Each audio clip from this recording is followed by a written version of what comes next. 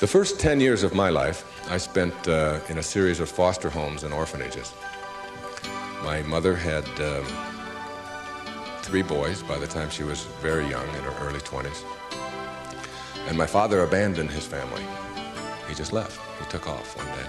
Well, I was born in 1940, and there was a depression in the world. There was a war getting going. There was no welfare. There were no food stamps, things like that. So my brother Dave and I, my next oldest brother, went into a series of homes and ended up in a orphanage kind of place out in Mount Clemens, Michigan. And my oldest brother went with my grandmother, 9 or 10, and got us back together.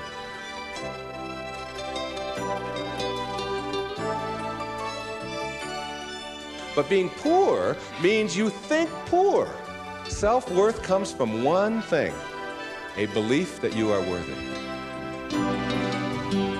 Teacher, therapist, consulting psychologist, and best-selling author, Wayne Dyer.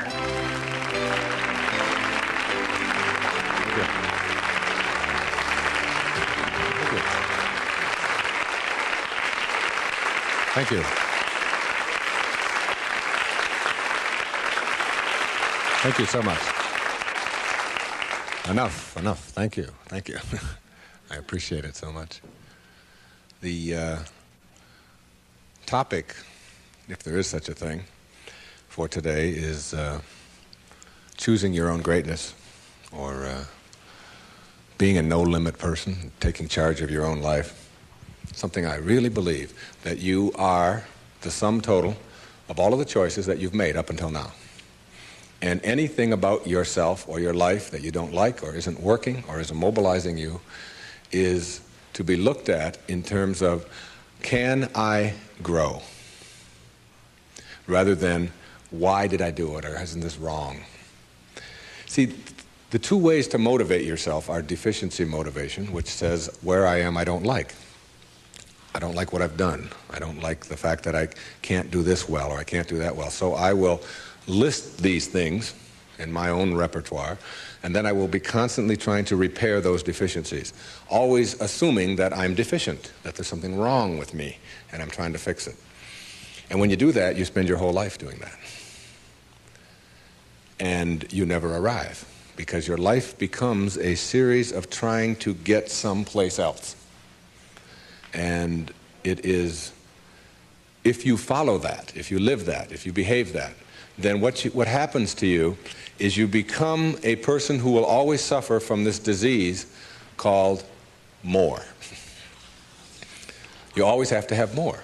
Because whenever you are getting where you want to go, let's say you want $100,000 in the bank, and you work, and you struggle, and you deny yourself, and you do all of those things, and you finally you get there, and here you are, you got $100,000 in the bank. All of this stuff over here is, of course, your life, and that is all you know. That's what you know how to, that's how you are. That is your being. That is your way of being. So that when you do get here, what you will do is say, this is not enough. A no-limit person is never operating from deficiency or from lack in their life.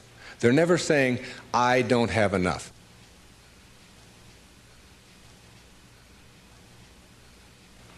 You see, you're never going to get enough. You already are everything.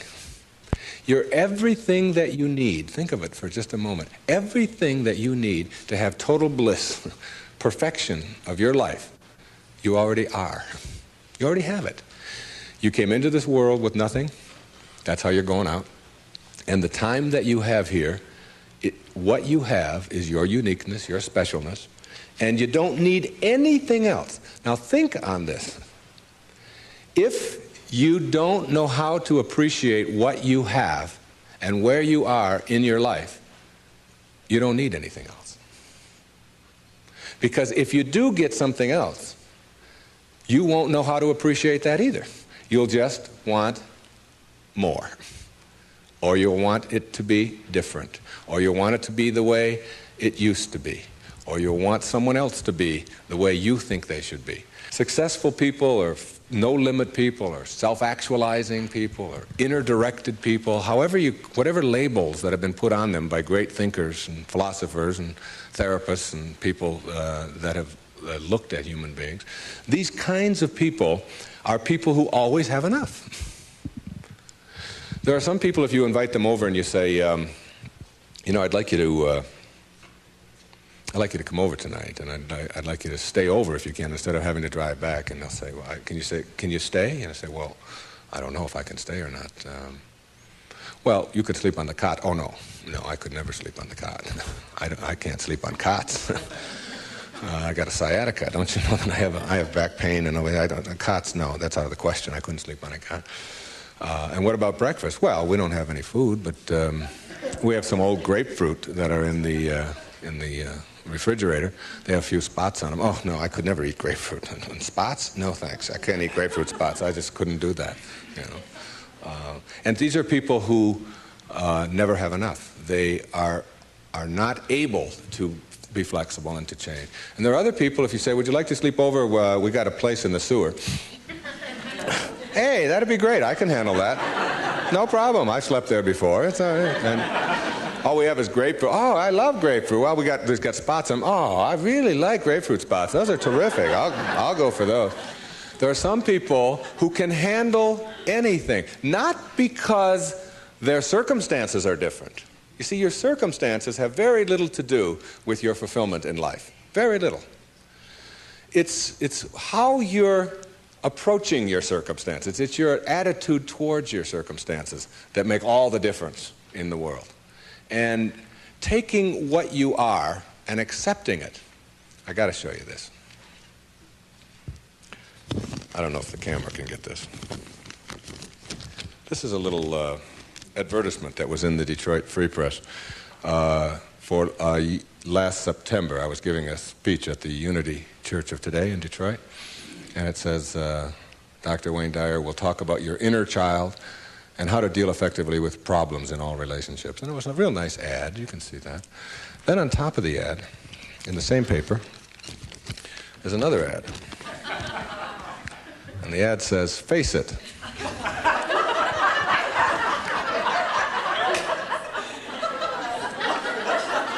Right on top of my ad, there's no hiding from hair loss. And they got a picture of a guy with a box over his head. And they have a before and after guy there. And the after guy looks like he's just found fulfillment. And it says, you can't run and you can't hide. Hair loss is a problem, and unless you take action, it will continue. Now, we've got to look at this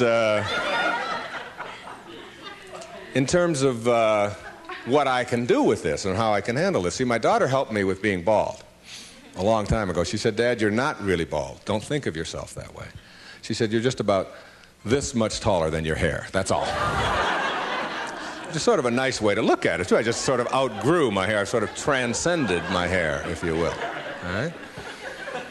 No-limit people are human beings who take what they are and accept it, and don't tell themselves that somehow they're deficient because of anything about themselves.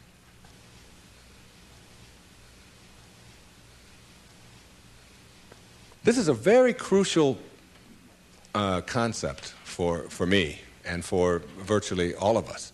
It's this idea of taking your life in your own hands and being the kind of person that you choose to be, and understanding that everything that comes your way is an opportunity, is a blessing. And it wasn't until I learned how to celebrate virtually everything that came my way that I was able to transcend it. You see, everything that was given to us by God, whatever that is perfect. No one can deny the mountains are perfect, and the rivers are perfect, and the birds are perfect, and the hippopotamuses are perfect, and so on. This is just what was given to us. Everything else that you have on our planet, that we have on our planet, comes about as a result of thinking. Thinking. Thought makes it so. All right? This microphone comes about as a result of thinking. Somebody imagines it. Somebody then tells somebody else about it, and it creates it. The dress that you're wearing, this shirt that I'm wearing, the shoes that you have, the stage, these cameras. Everything that you see that wasn't given to us was created by man as a result of the way that we think, the way that we think. So what gets inside of us as a cell comes about as a result of the way that we choose to think in our lives. Very important principle to understand, because once you get a hold of thinking, and that it creates everything that you have in your life, you can change and make it as absolutely perfect as you want it to be, because thought makes it so.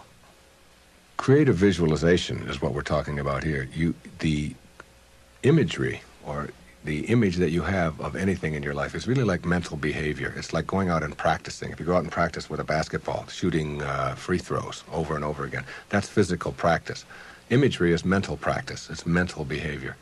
When you have an image that you can succeed at something, when you have an image that you can do it rather than that you can't do it, when you get into your car and you have an image that you're going to find a parking place rather than that there'll be no place to park, so you're not looking for no place to park, you will start acting on the image that you have, very much like you will start acting on the practice that you have when you're shooting baskets or when you're hitting a forehand or working on your soup or anything else that you're doing. Bucky Fuller, who I served with on the Hunger Project Advisory Council for 9 years, who died not too long ago, said that 99% of who you are, you can't touch, you can't see, you can't smell. 99% of you is untouchable, unsmellable, invisible. It is what Ken Kais has called your conscious awareness. It's what looks out behind those eyeballs. What is that? It isn't cells. It's some kind of conscious awareness that you are. And make no mistake about it, you've occupied a whole lot of bodies already. Now, this is not reincarnation talk. Although, I don't know about this reincarnation. People ask me if I believe in it. I say, well, I taught in a junior high school in the inner city of Detroit for 4 years. And I saw those dead bodies come to life every day at 3 o'clock. So I believe in reincarnation, all right? Now, if 99% of who you are you can't touch and you can't feel and you can't smell, then what is it? Who is it? Where are you? What is this thing called your essence or who you are? And where does it go? Now think of this. You were in a body. I have a little baby girl who's 11 months old. And we were all in a body that size. Well, it's only a body about this big. Got fingers only this long. You know? Got tiny, tiny little parts all over the place. I mean, she's only this tall. Now, is that her? Is that her essence? Because I have other children who are much older, and I am much older than that, and I can remember being 3 and being in a different body. Still me, still my essence there, different body, totally different, doesn't even look anything like when I was 11 months old. And then I was 13 and had a funny body at 13. But still my essence was there in a whole new body. Hairs growing all over the place that I didn't understand, all kinds of things happening to it, you know. Then hairs falling out of it later on, you know. Looking at those hairs that fall out and say, what held it in yesterday? You know, I don't know. I don't even understand that, okay? And so it's like who I am has been in many, many bodies already, all right? And that essence, you see, everything on our planet that is alive can never die. It can never die. Life doesn't die. It just transforms. It just moves on to new places and new ways of being, new ways of being. And the way of being that is the most transcendent of all is this way that comes from seeing yourself as love and only having that to give away. Only having that to give away. Let's say I were to stand up here in front of you and just visualize for a moment that I have an orange. And I take this orange and I squeeze it as hard as I can squeeze it, okay? What's going to come out? Juice. What kind of juice? Orange juice. Apple juice, any chance? Once in a while? Come on, now and then. A little mango juice come out of an orange once in a while? No mistakes, right? Never, no matter what. Next question. Everybody passes. These are easy, okay? Why, when you squeeze an orange, as hard as you can squeeze it, does orange juice come out? Because that's, not because it's an orange, because that's what's inside, isn't it? On our planet, when you squeeze something, what comes out of it is what's inside. Not too difficult, all right? Does it matter if your mother squeezes the orange? Does it matter what instrument she uses? Does it matter if you just had your period and then you squeeze an orange? Does it matter if your boss squeezes it? How about if your kids do it? Your kids squeeze an orange. Does it matter? Does it matter what time of day? Suppose they do it at noon, all right? How about at 4 in the morning? Does that matter? Whenever you squeeze an orange, the only thing you get out is what's inside, right? No arguments. Same thing works for you. Same principle works for you. It's a principle of the universe, all right? Someone squeezes you. That is, someone puts pressure on you. Someone says things about you that you don't like. Someone puts attention on you, whatever. Your boss says something to you that you don't like. And out of you comes anger. And out of you comes hatred. And out of you comes fear. Or out of you comes stress. Or out of you comes tension. Why? Is it because of your boss and the way they squeeze you? Never. Is it because of your mother? I mean, she really can be a pain sometimes, right? Is it because of your children? No. What comes out of you always when someone squeezes you is what's inside. This is the vital principle of being a no-limit person. It's so crucial to get this and understand that. That if you have any hatred in your heart for anyone in this world, or any anger, or any fear, or any of those things, it has nothing to do with the rest of the world. It only has to do with what you put inside. Now, how does what gets inside of you get there? That's the key. How does it get there? As you think. Only as you think. You see, there's no anger in the world. There's no stress in the world. There's no tension. It's perfect. We've already established. It's a perfect place. It works just fine. It's all flowing the way it's supposed to flow. The evidence for it is, it is. That's all the evidence you need. Just look around you. Everything out there is a miracle. Everything, including you. There are no mistakes. It's all perfect. And everything that happens to you in your life, whether it's a trauma, whether it's a disease, whether it's somebody treating you in a certain way, there's a lesson in all of it. No-limit people understand the lesson in life, and therefore celebrate the lessons.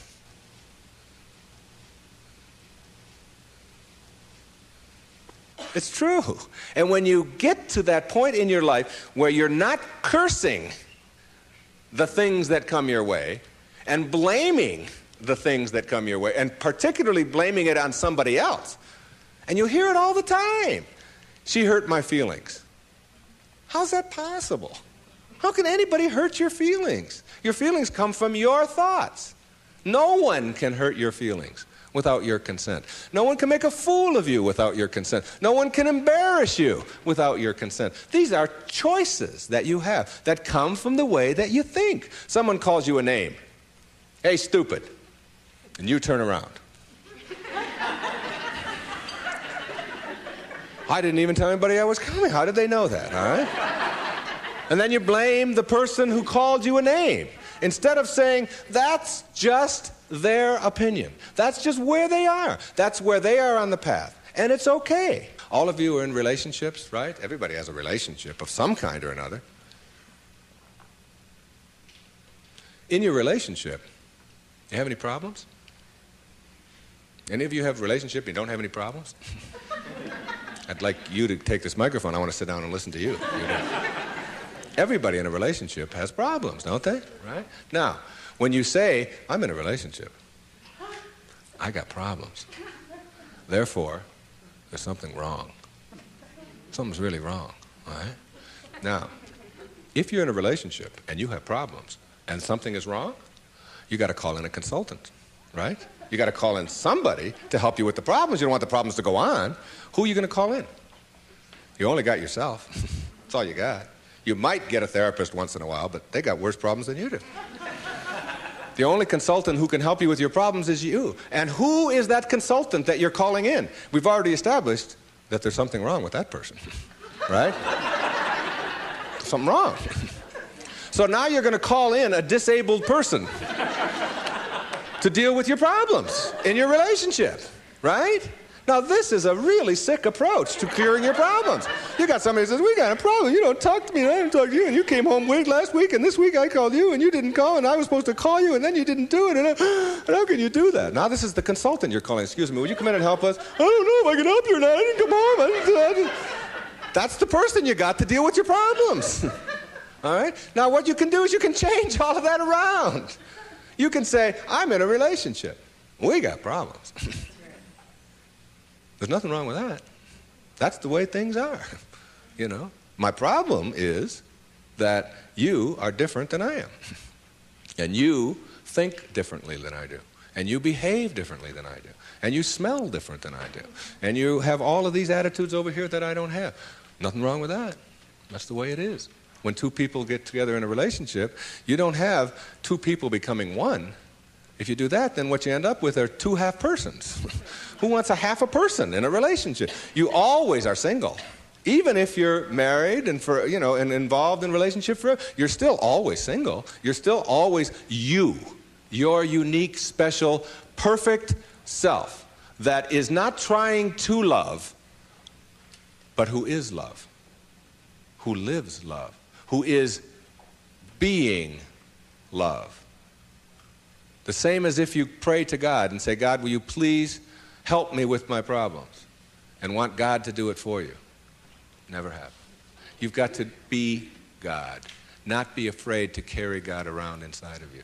If you want to get healed, you have got to understand that you're not going to get healed if you are asking someone else to heal you. And ask any doctor that you know, any surgeon particularly, who's taking somebody into surgery, and ask them which person has a better chance of living, of surviving, say, serious surgery. Is it the one who has a will to live, or is it the one who's just given up? And the surgery and the cases are exactly the same, all right? But the person who has that will, which we can't define, you can't go out and get a bucket full of will and bring it in there. It's an attitude, it's an approach, it's a belief, all right, that you can do something. And when you have that belief about yourself, then you've got so much better opportunity to be well in your life. And a belief is everything. I don't know if you've ever thought of that. I watched a little girl, 5 years old, learning how to swim. And she's holding on to the edge of the pool, and she wants to get over here to the steps. And it's just 5 feet or 6 feet, and she'll let go, and then she'll hold on again. And she'll let go, and she'll hold on again. And finally there comes a time when she lets go and goes for it. Okay? You've seen this with your children. And what you ask yourself is, in the moment before that when she was holding on, and then look at the moment afterwards, does she have any different skills? What's changed? Yeah, the skills she didn't have any new skills. She didn't learn any skills in that second. What she has is a belief that she can do it. And when you believe it, when you really just believe that you can do it, that's what allows you to swim. And when you think about it now, do you know how to swim? Yeah, so when you dive into the water, you don't think about that. You just know when you dive into the water, you can swim. You don't have any necessary swimming skills or anything like that. Or when you get on a bicycle, you get on, you know that you're going to, unless you believe you can't, because you've never gone out there and tried it and worked on it and done it. Told a story of a patient of yours who had that very problem, who said she didn't know how to ride a bicycle. Yeah, Gail, who came to me many years ago. And you know why she said she couldn't ride a bicycle? Because her mother wouldn't let her get on one. Cop out. Yeah, absolutely. And she had these beautiful big white teeth, and her mother had always told her you could fall and break your teeth, and I wouldn't want that to happen to you. So here she was now in her 30s, and telling me that she couldn't ride a bike, and she was in therapy. And I said to her, okay, let's go. She said, go? Where are we going? I said, well, I've got a bicycle downstairs, and I'm going to show you how to ride a bike. I'm going to have you teach yourself how to do this. And she said, look, I didn't come here to pay you the kind of money that I'm paying you to have you teach me how to ride a bicycle. I came here to find out why I can't. I said, oh, well, you're going to need another 30 seconds of therapy easy, okay? The reason you can't is because you never got yourself on a bicycle. And until you do, you never will know how. And you just believe that you can't. Oh, that's the end of that. There's no more to talk about that. Now, what we have to do is get you to get out there. And we went downstairs, and it was a woman's bike. And I've helped a lot of people to teach themselves how to ride a bike.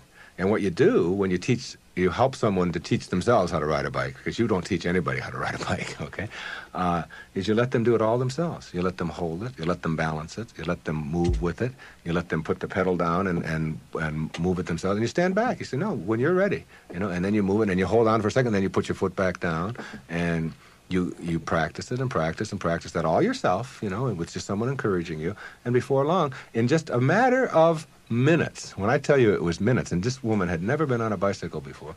She rode like 2 blocks on a bicycle. She couldn't believe that she now had a belief. Being, to me, means seeing the greatness and the uniqueness in you and never letting anybody else convince you to the contrary. When people ask me, come on, you're always talking about being up and you're always positive and so on, you mean to tell me that you're always that way? I say, yeah, I really am. And it isn't because I'm out there doing something in an artificial way. It's an authentic response to my having gotten the junk out of me. And the junk is the way that I used to think, the way that I used to think. Think for a moment, if you can visualize right here, a clock, a big clock. And the hands on the clock go from 1 to 12. The clock starts right out here with the minute hand, and it goes over towards the 3, the hour hand, minute hand. And that's the time in your life when you are moving away from yourself, from your true self. That's the time when you are trying to put other people down, trying to prove that you're bigger and better than somebody else, trying to make yourself right all the time, as opposed to being with somebody else. It's like you're moving away, and a lot of people spend a lot of time moving away from their true self, because your true self is this little child, is this beautiful little child inside of you that has only love and acceptance for everything in the world, and no dis-ease, no absence of ease. You move away towards the 3, and then you move down here this way, and you're still moving away from yourself until you hit the 6.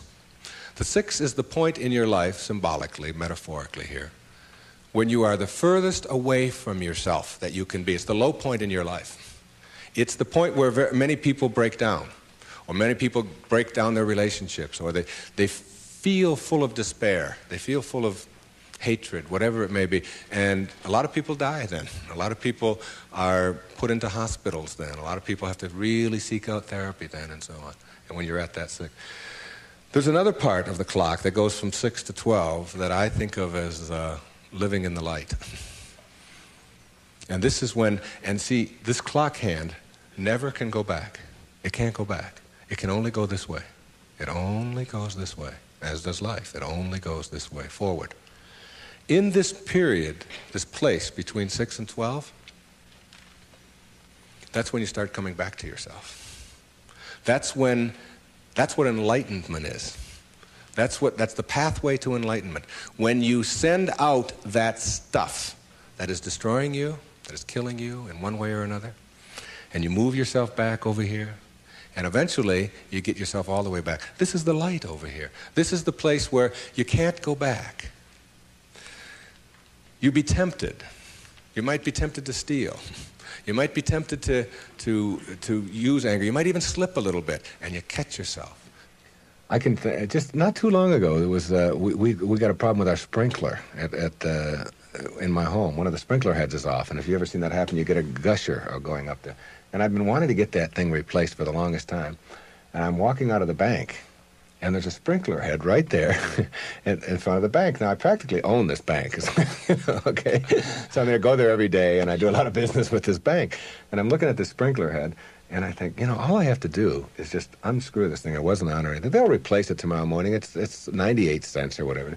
So I actually get down there, and I start turning the sprinkler. And then I start thinking, do I want this karma? Do I want to steal? Do I want to take? I know it's only a 99, and if I went into the bank, they'd probably give me one anyway if I asked them. And then I just turned it back, And I said, if I want a sprinkler head, I'll go and buy one for myself. This doesn't belong to me. It was just like a split second of weakness there or whatever it was. But it illustrated to me that I can't go back there. I could never. And there was a time in my life when I could have done that. I can be absolutely frank with that. I could do that. I can't go back there anymore. That's where you start.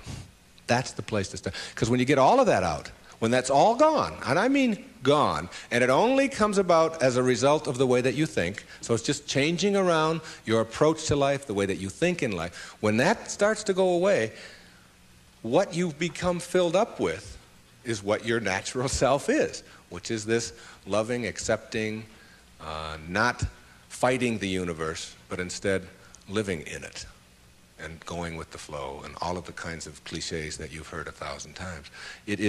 That's the metaphor there. And you see, every time you try to go back, can't do it. You can't do it. And the ingredients that make for a no-limit life are 5, in my opinion. The first is quality rather than appearances. You begin to change your thinking from appearances and how things look and how other people view me, okay? Because every time you find yourself upset in life about anything that anyone else has said, what you're really saying is what you think of me is more important than what I think of me, all right? So you change from appearances to what I call quality thinking. Quality. What is the quality of my life, rather than how does it appear to others?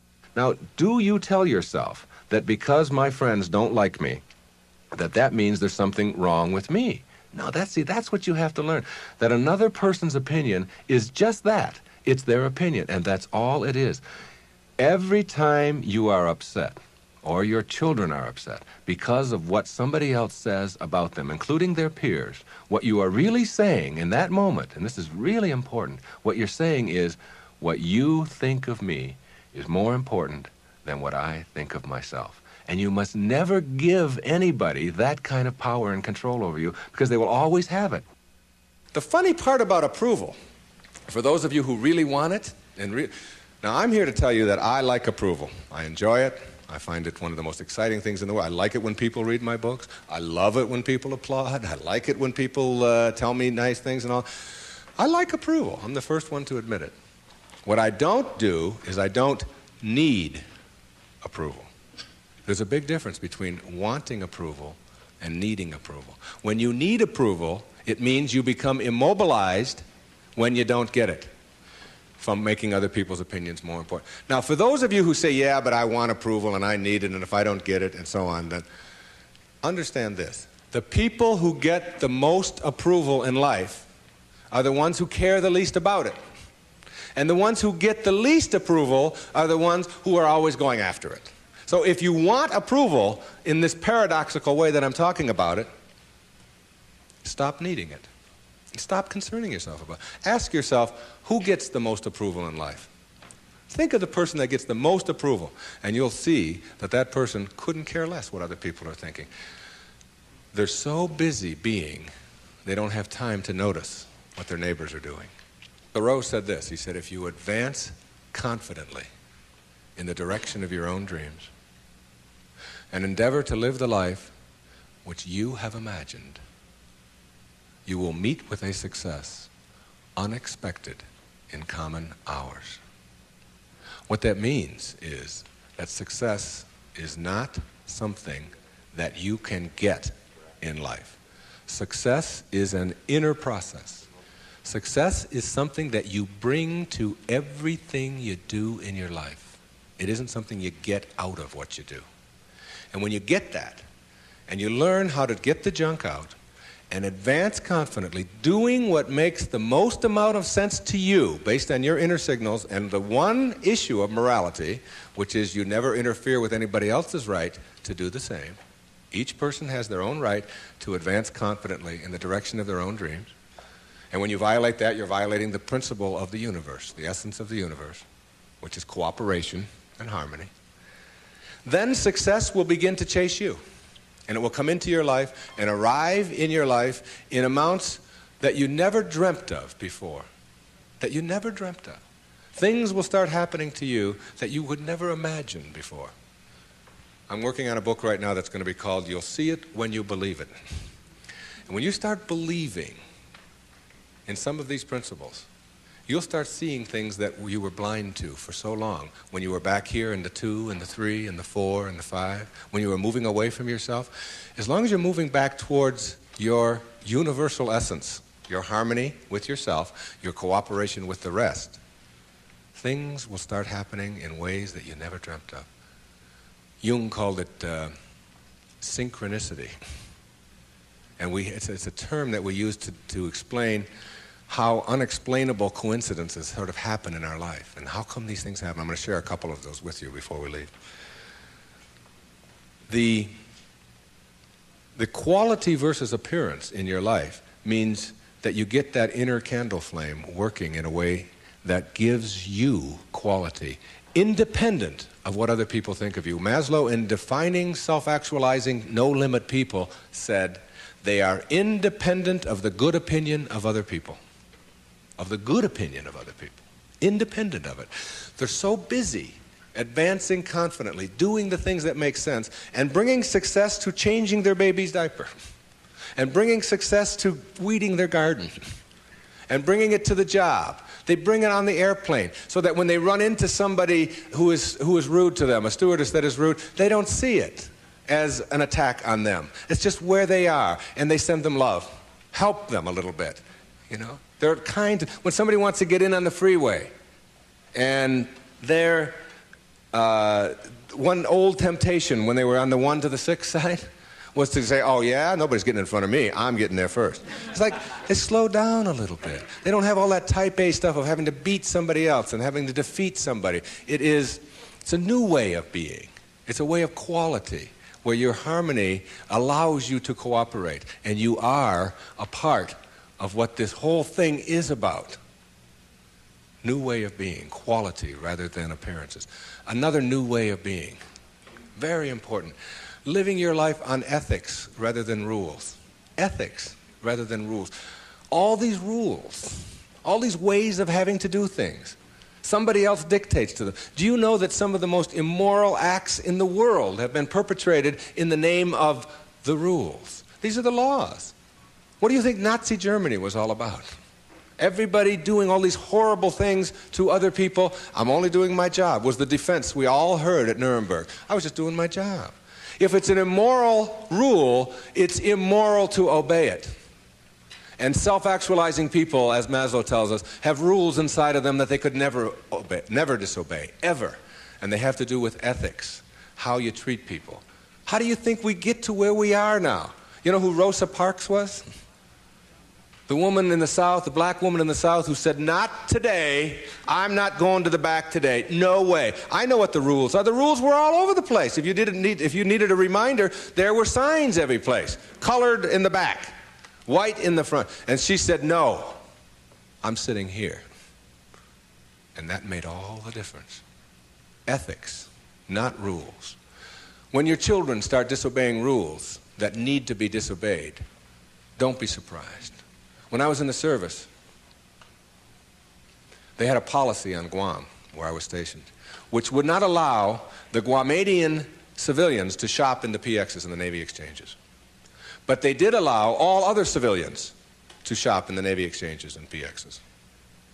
But if you were Guamanian, that is, if your skin was dark and your eyes were shaped a little different, then you couldn't. A clear, outright violation. I was a serviceman. I was in the Navy. I was a communications cryptographer. They had a newspaper in the Guam Daily News, and it said, an invitation to speak your mind. And it was a letter writing contest. And they offered $75 to the first prize winner. $75, this was 1961. That was a fortune to me. That was a month's pay in the Navy at that time, almost. So I entered the contest, and I knew I would win it. I had already written a novel at that time. A whole novel I had written while I was on Guam. I knew it wasn't going to be a contest. I felt sorry for the other people entering it. I knew I was going to win this. Unfortunately, I didn't realize that when you're in the service, and you have an opinion, and you don't submit it to the chain of command, that you can be court-martialed for that. So the headlines on next week's Guam Daily News were U.S. sailor assails policy of discrimination. Big, hot stuff, all right? And I was called before a vice admiral, commander, Naval Forces, Marianas Islands, and threatened with a court-martial because I had disobeyed the rules, even though the rule was immoral. There are lots of them like that. And when I went in and they threatened me with a court-martial, I told them this was my battle plan. They didn't have Xerox machines in those days, so I had to get a lot of carbon paper.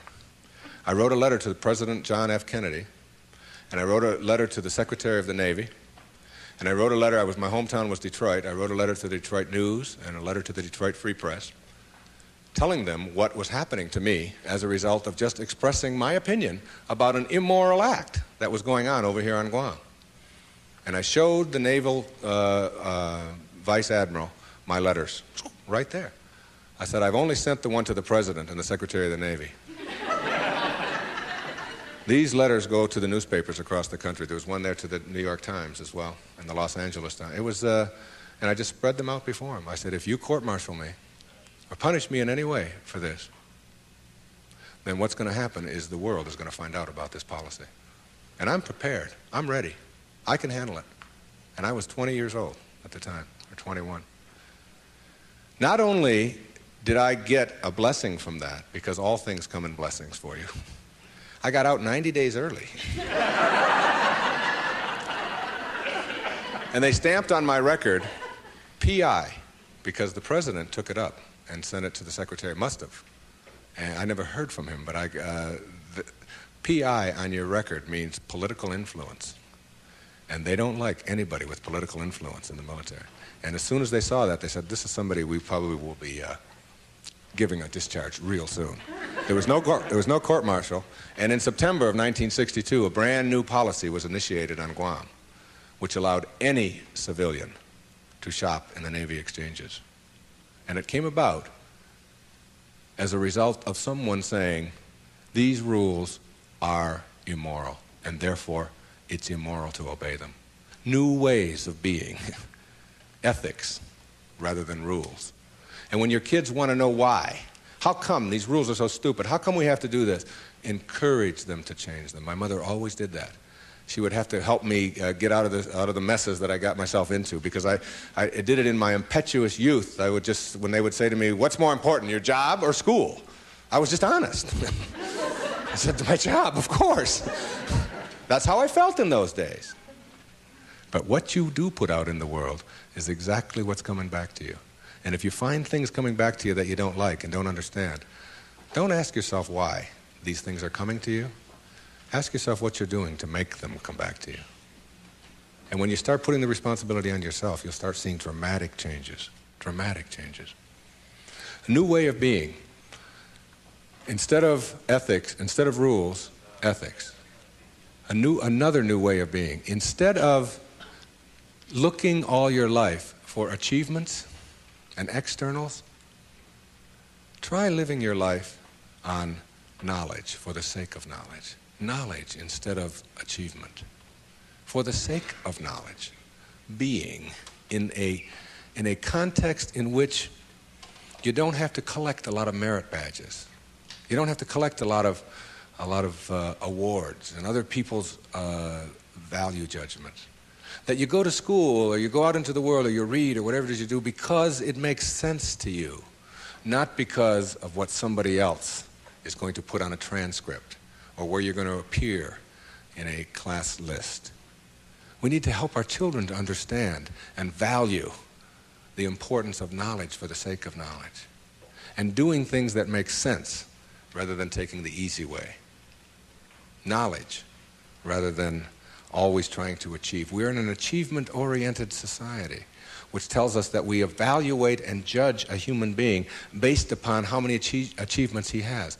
But most of the people who get caught up in that trap and are always in this circle of trying to get ahead, trying to always get ahead, their reward for that almost always is higher blood pressure, ulcers, early deaths, and even things like cancer we're beginning to find out are related to the kinds of stresses that we have. And remember, it's a perfect universe.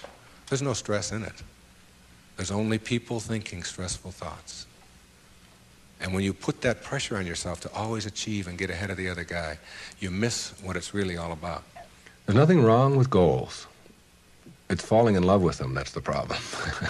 It's not being able to be flexible and alter them. If you have a goal to get here, to get $100,000 in the bank, to get to this promotion, to get 2 cars in your garage, whatever it is that your goal is, and you're on your way to that, and you're always working at the goal, all of this stuff on your way to the goal is called striving, and that's what you learn, striving. And striving is a very low-level place to be. When you get to your goal, because all you've ever known is striving, you will just always suffer from this disease called more. You will just upgrade your goal to $200,000, 4 cars and 2 houses and another wife and a younger one and all of these kinds of things. If you have a goal and you understand that every step along the way is a present moment to enjoy and to live, then the goal won't become any obsession. I don't have any goals in my life. People ask me, where are you going to be 5 years from now? What are you going to be doing? What's next for you? I remember what Lincoln said, who to me was like the greatest person who ever sat in that White House. He said, I never had a policy. He said, I just tried to do what made the greatest amount of sense each and every day of my life as I sat there as the President of the United States. And I think there's something really significant in that you don't have to get it all planned out and follow a certain pattern and do it a certain way. If you just sort of trust your inner instincts and go with that and live each moment, the goal stuff will all take care of itself. But if you're sacrificing and pushing your life aside and suffering on your way to trying to get someplace, you'll never get there. It will always elude you, because once you get there, you'll just have to upgrade it. And that's because that's all you'll know. Nowness is that purest form of sanity, living in this moment and enjoying it. And all the rest of it will sort of work its way out. Another new way of being for me is to think of yourself in terms of personal authority rather than being an authoritarian. Personal authority. A person who has authority never needs to dominate anyone else, ever. Dominating doesn't become necessary. In business, you can have authority. The people who have the most authority are the ones who listen the most, and the ones who are the most conscientious about what do other people have to say. A person in a relationship who has to dominate somebody else and has to make the other person submissive shows that they don't have authority, because they're getting their power not from within for themselves, but on the basis of who they can control. And that never lasts. That never lasts. The only thing that lasts is having inner power, if you will. Know thyself. That's what Shakespeare said. Know thyself. The more you know yourself, the more you become honest with yourself, honesty becomes just a way of life. No, I don't think the world necessarily does, but you can't run your world. You can't run your world based upon what the rest of the people in the world want or don't want. To me, honesty is like, it's a karma that goes out into the world. How people treat you in the world is their karma. How you react is yours. And when you react to it with dishonesty, that's what you're putting out into the world, dishonesty. And when you put dishonesty out into the world, that's what's going to come back to you, because what goes out is what comes back. That all, as you sow, so shall you reap. I mean, it's in every great institution that there is in the world, whether it's a religion or a philosophy or whatever. What you put out is what comes back. Whatever you plant is what you're going to get back. And the more that you put out honesty, just because it's what you are, because you are being honesty, you're not trying to be honest, you're just being honesty, then that's what will come back to you on a regular basis. And when it doesn't, you'll just see that as another test for you to pass. And finally, a fifth way of being that is new, for me, it has become a way of life. It's called serenity instead of acquisitions. The more you try to acquire, the more you try to get, the more you try to collect in your life and evaluate yourself on the basis of that, the less serenity you're going to have. More is less. It's almost a secret of the universe. Serenity means inner peace. It means that you can find joy in every moment that you have in your life instead of always looking for it. It means that while you are driving along the countryside, and seeing, instead of saying, I'm on my way to this point, that you can open your eyes and see it with new eyes. See the rolling mountains, see the grass, see the deer, see the sky. See, you can just stop wherever you are in this second, wherever you are, and just look around you, and you can begin to appreciate just your surroundings and your environment. Then you can begin to appreciate the people that are in your life, and even the ones that are negative and you're having the most difficulty with. You can practice a new way of being with them, which is sending them love, sending them flowers, send them books, send them a tape, send them something, and just see what kind of reaction that you get. Super emotional health is just an attitude. An attitude is everything. I want to summarize these new ways of being and give you the most important ingredient on the path as we leave. I said that it's quality in your life to be focusing on rather than appearances, and it's ethics rather than rules, and it's knowledge rather than achievement all the time, and it's being personally an authority on yourself rather than authoritarian and trying to be dominating someone else or to be dominated, and serenity, which is the name of my little girl, my youngest daughter, Serena, rather than acquisitions and accumulations and trying to prove yourself that way. And when you get that serenity, which comes from the way that you think always, then you will replace all of the other junk that keeps you back here between 6 and 1 on that clock. And once you pass it, once you get past it, you'll never, ever be able to go back. Because the light, living in the light, is a way of, it's a way of being that if you're not there, you don't get it yet. But once you see it, and once it begins to take over your life, you can never go back. That is your purpose. It isn't, your purpose isn't to try to be loving. Your purpose is to be love, and only have that to give away. Well, but there's one other ingredient, and it's really crucial. Forgiveness is the vital ingredient on the path of enlightenment. And if you don't know how to do it, then practice sending out love. Take the person or the people that you're having conflict with, any place in your life, send them something. You don't have to even do it physically. Just send them something that comes from inside. And what's inside is how you choose to think. And if you can make that love and do that, and that is to me the test. Not whether you can love someone when they smell good, when they do everything that you're supposed to, but whether you can love someone who has sent you hate or anguish in your life and send it back. You don't have to forget. You don't have to go back. But you got to get it out of you because it is blocking you and holding you back. And when I said you'll see it when you believe it, all my life I had wanted to write fiction, a parable. 3-4 years ago I decided to go off to Hawaii, to Maui, to Kaanapali Beach, and to write. Now the books that had made the most difference in my life were The Little Prince, Candide, Siddhartha, Jonathan Livingston Seagull, Illusions, Alice Through the Looking Glass, Gulliver's Travels, parables, teaching parables, stories that can tell a message.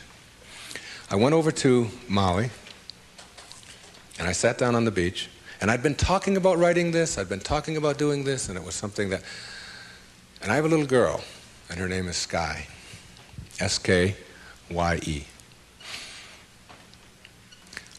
I decided to reverse the letters in her name, E-Y-K-S, and put an I in there, which symbolizes the self, Icus. And I just created this parable of a woman whose name is Icus, who lives on another planet. The planet is Uranus.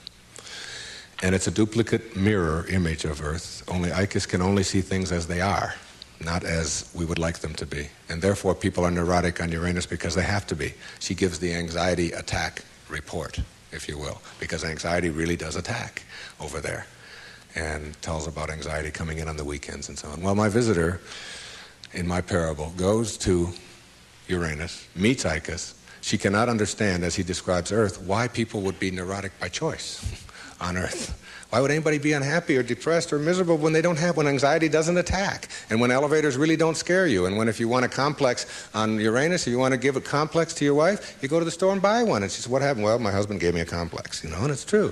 Whereas on Earth, if you have a complex, it's because you've chosen to have one. She can't figure it out, okay? So she comes here, observes our people, and begins to see the secrets of the universe and gives us these secrets, talks to the top leaders in our field.